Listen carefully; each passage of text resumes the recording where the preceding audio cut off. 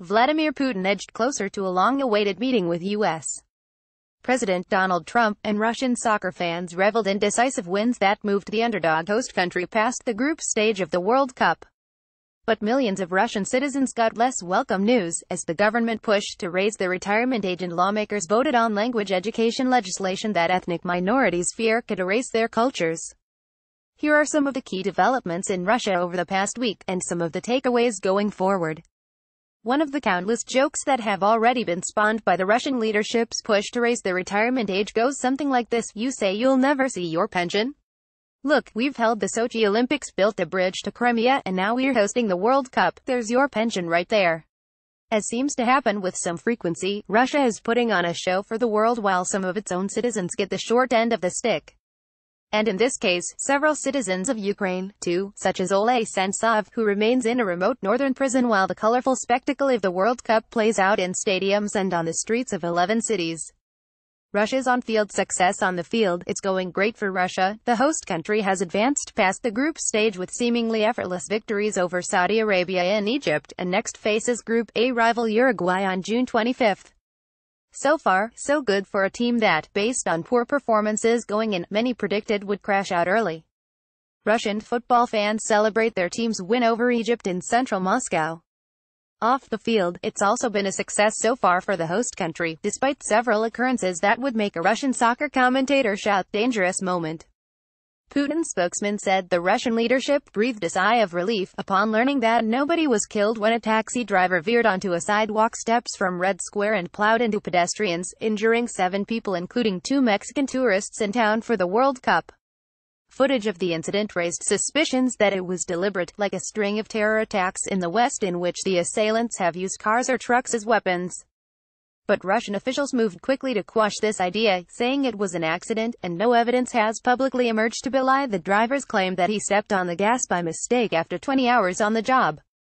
The party has also been marred by racist chants, Nazi salutes, sexual harassment, and other offensive behavior, but Russians do not appear to be the culprits in most of the more prominent incidents, aside from one in which a Russian man groped and kissed a reporter who was filming a live broadcast. Putin-Trump summit. If Putin can be pleased with the World Cup so far, he may also be happy about another development. More than 17 months after Trump took office following an election that U.S. intelligence agencies say Putin targeted with an influence campaign aimed in part to support the Republican candidate, plans for a full-fledged meeting between the two are finally taking shape. Trump said in June 21 that the White House is looking at the possibility of a meeting with Putin in July, and National Security Advisor John Bolton travels to Moscow next week to discuss it. Some reports say Trump and Putin will hold a summit this summer. Barring some debacle, Putin will score geopolitical points if he meets with Trump. The meeting seems more likely to happen after the July 11-12 NATO summit than before it. Either way, though, it means Putin will loom over the meeting of the Western military alliance. Also looming large, 1 month after Trump called for Russia to be invited back to the G7 and withdrew U.S.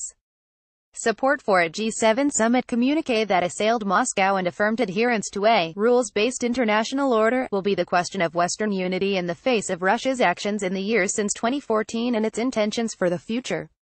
Russians to work longer. A summit with Trump would be the biggest foreign policy event for Putin since he was sworn into his 4th term on May 7. Domestically, the biggest development, and the riskiest, it is the plan to raise the retirement age for the first time since the Soviet era. A bill submitted to Parliament on June 16 would increase from 60 to 65 by 2028 for men and from 55 to 63 by 2034 for women. Putin has been careful to keep his distance from the plan so far. His spokesman claimed the president has not been involved in discussions about pension reform in recent weeks and months. But it seems clear that 4th-term Putin, who said in 2005, during his 2nd term, that the retirement age would not be raised while he was president, has decided it's time to take the risk. Putin will have final say on the issue and may take steps to soften the blow before the bill becomes law. Sometimes the second of 3 readings of legislation in the State Duma is used to tone down unpopular initiatives. And despite his professed distance from the issue so far, he will be watching a slew of planned protests closely in order to gauge what his government can get away with. With the June 14 to July 15 World Cup still going strong, vocal Kremlin foe Alexei Navalny and other politicians and parties, including liberal Yabloko, leftist Sergei Udaltsov, and the communists, are planning protests in early July. Some of them are also talking about joining forces, though experience shows that may be difficult to achieve. Alexei Navalny as he leaves a detention center in Moscow on June 14.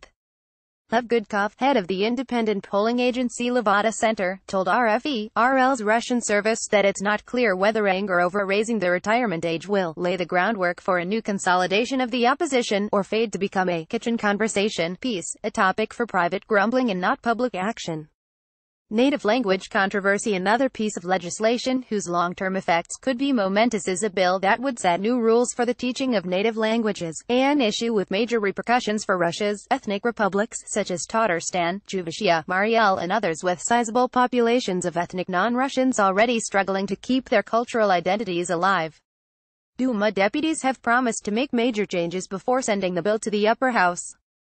But as passed in the first reading on June 19, it would prevent regions from requiring the study of and teaching in minority languages, making it voluntary at the request of parents.